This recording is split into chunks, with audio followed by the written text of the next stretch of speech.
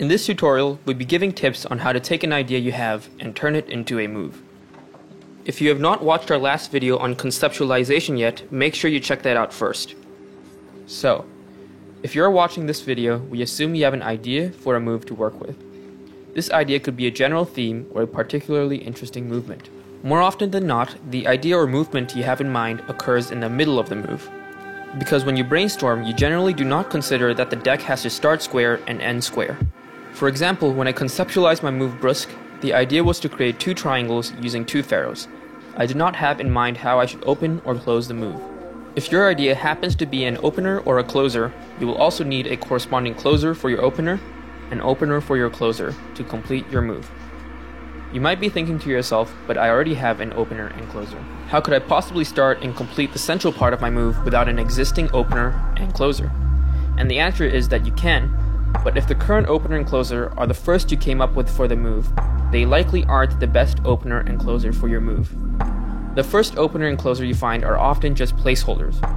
The time it takes to search for the right opener and closer for a move could take a very long time. Occasionally it could be an hour, but other times it could take years. You're ultimately trying to work forwards and backwards to find the best possible combination of movements out of all existing combinations for your move. So if you don't immediately find an opener or closer that you like, do not get frustrated. It is supposed to be hard. Our friend Matt Baudouin details this process in his book Exploded Process, which we will link in the description. We highly recommend you check it out if you're interested in learning more about the creative process for cardistry. With all that said, we will start discussing closers first. There are two obvious ways to come up with a closer for your move. The first is to simply perform the central part of your move that you came up with and then work forward from there, with the goal of ending with a squared deck. So let's take my move Brusque as an example. For Brusque, after forming two triangles with the cascades from two pharaohs, I end up in this position. I experimented with many ways to try and close this display.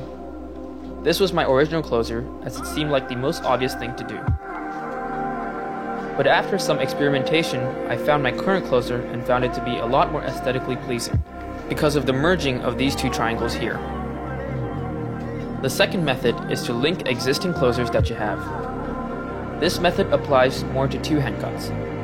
Oftentimes, when you are in the first stage of ideation, you will come up with closers that you don't know what to do with, and this is the time to apply them. Try to link the current idea you have with a closer that you already have in mind. It is important to be picky about your closers when you do so though, because they were not created at the same time as your central idea, they often won't be thematically compatible. A good example of this would be my move Minesweeper. So this is the original closer that I had for the move. It looks decent on its own, but it doesn't work with the move because the move mostly occurs on a 2D plane. So, it would be better to find a closer that sticks to the theme, which is how I found my current closer. So, those are the two main methods to come up with closers. The opener is actually very similar. You can also collect and link existing openers to your central idea. But the other method of working backwards to find an opener will obviously be harder, as you will need to try to reverse a move either with your hands or in your head, and you will oftentimes be working against gravity too. Unfortunately, there is no easy solution to this problem. You will just have to go through this process repeatedly, and you will become more skilled over time. So here's an example of a move where I originally had a very clunky opener. So, as you can probably tell, the important part of this move is here, where I use this bottom packet to flip the packet on top here, backwards to be clipped between these two packets. So, to get to that part, I need to be in this position. So I eventually thought that instead of doing my original opener, which had this unnecessary movement over here, I could just do this instead. So I have been using this opener ever since. It is a lot more concise, has better rhythm, and does not distract from the important part of the move. So, those were our tips on how you can find the right opener and closer to turn your idea or movement into a complete move.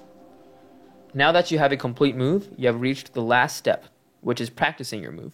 And we will be giving you guys tips on how to do that in our next tutorial.